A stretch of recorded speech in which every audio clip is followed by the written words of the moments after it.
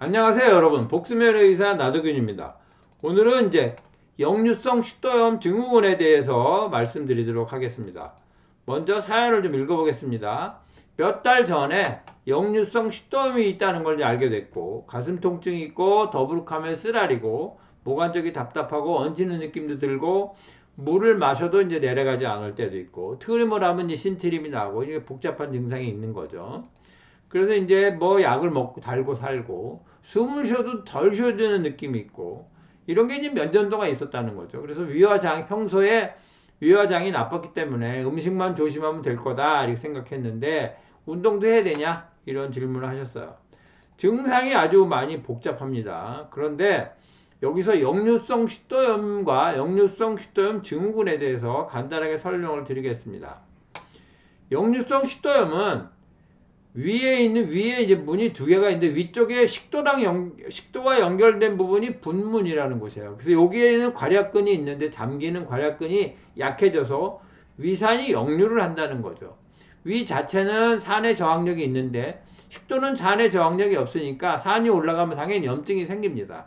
그래서 그렇게 되는 것이, 가슴 중앙에 이제 타는 듯한 통증이 있거나 쓰라리거나 이런 증상이 있고, 많이 올라오게 되면 목 있는 데까지 이제 불편감이 생기고, 그런 것들이 역류성 식도염인데, 역류성 식도염 증후군은 이런 역류성 식도염이 있으면서 이것과 관련이 없는, 식도와 관련이 없는 다른 증상들이 같이 동반되는 경우를 역류성 식도염 증후군이라고 하는 겁니다. 그래서 뭐 가슴이 다른데, 가운데 아픈 거는 식도 때문에 아프다고 말할 수 있는데, 옆에 다른 데가 아프거나 숨이 잘 안 쉬어지거나 두통, 어깨 통증, 뭐 피로, 소화불량 이런 것들이 나타나는, 같이 동반된 경우를 역류성 식도염 증후군이다 이렇게 말하는 겁니다. 그런데 이분은 이렇게 증상이 복잡하잖아요. 그런데 이런 경우는 어떤 치료가 좋겠냐, 양방이 좋겠냐, 한방이 좋겠냐, 이것이 이제 가장 핵심적인 거잖아요. 어쨌든 환자는 그냥 환자일 뿐이에요. 서양의학적 환자와 한의학적 환자가 있는 게 아니니까, 불편한 거를 서양의학으로 해석하느냐 한의학으로 해석하느냐, 어떤 게 더 잘 되느냐 이런 문제고요. 어, 예를 들면 간이 띵띵 부었어요. 그런데 서양의학 하신 의사가 보면 간염일 가능성이 있네. 그래서 간 기능 검사하고 간 초음파, 간뭐 CT 이런 걸 찍어 검사해서 치료하는 것이고, 한의학을 한의사가 보면 간에 열이 있나 보네. 그래서 여러 가지 진단을 해서 이제 치료를 하는 거다는 거죠. 치료는 각자의 논리대로 하는 거예요. 우리는 뭘 선택하면 되느냐? 효과가 좋은 걸 선택하면 되는 겁니다. 그럼 자, 어느 게 효과가 좋겠느냐를 판단해 볼 필요가 있는 거죠. 그럼 먼저 서양의학적으로 본다면, 역류성 식도염은 이러이러한 논리 때문에 생기는 거고, 그래서 이거를 해석은 잘 돼요. 설명이 잘 되는 거죠. 그런데 역류성 식도염 증후군 증상, 이쪽에 있는 증상들은 해석이 잘 안 돼요. 이런 부분은. 그런 것들이 문제다는 거죠. 한의학적으로 보면 역류성 식도염 부분은 그건 기가 막혀 생기는 거니까 설명이 잘 되는데, 식도염 증후군, 역류성 식도염 증후군 부분도 역시 이런 증상들은 역시 설명이 잘 된다.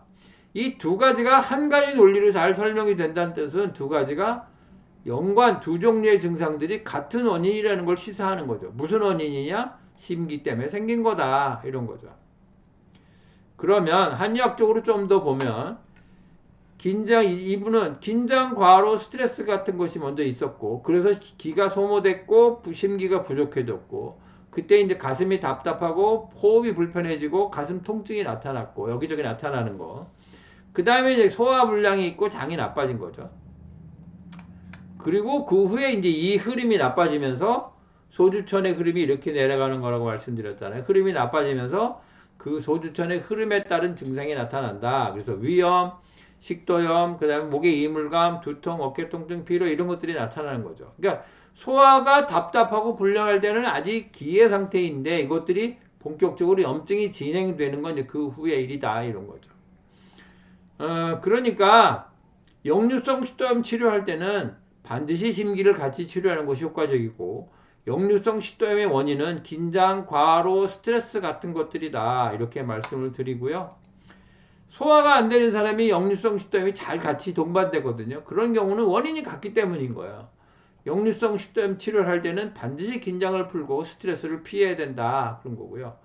알맞은 운동, 가벼운 운동은 긴장을 풀어주는데 아주 효과가 좋고 좀 빠른 듯하게 걷는 것이 좋다. 이렇게 말씀드리고요.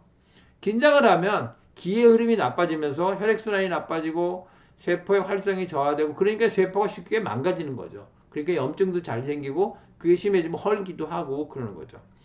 긴장과 스트레스는 염증과 궤양은 이제 허는 걸 말하는 거거든요. 그래서 뭐 위궤양, 십이장궤양, 뭐 식도궤양 같은 것들 그런 염증과 궤양의 가장 중요한 원인이다 이렇게 말씀을 드릴 수 있어요. 그럼 이 결론을 내려보면 역류성 식도염 치료를 위해서는 첫째는 걷는 것으로 긴장을 풀고 과로를 피하고 둘째는 근본적인 치료는 속도가 좀 시간이 약간 걸릴 수 있는데 이때 너무 아픈 곳이 괴로우면 양약을 좀 먹을 수 있다. 진통제 같은 거니까. 양약으로 이제 어느 정도 차단을 하면서 운동하고 그러면 이제 대부분 잘 치료가 된다. 그런데 이제 그래도 안 되면 그때는 뭐 한약을 써야죠. 그리고 당장 걷기를 시작하고 그 다음에 두드리기, 젖가슴 아래 갈비뼈 부위 두드리기, 가운데 두드리기를 많이 하시고 소화가 안 되는 거를 방치하지 말자. 이게 중요합니다. 소화가 안 되는 것이 지속되면 위염과 궤양 같은 걸로 진행이 되는 거니까 절대 소화가 안 된다? 그때 그냥 대수롭지 않게 넘기면 안 된다. 이런 말씀을 드렸어요. 네, 오늘은 역류성 식도염에 대해서 말씀드렸습니다. 네, 여기까지 하겠습니다. 감사합니다.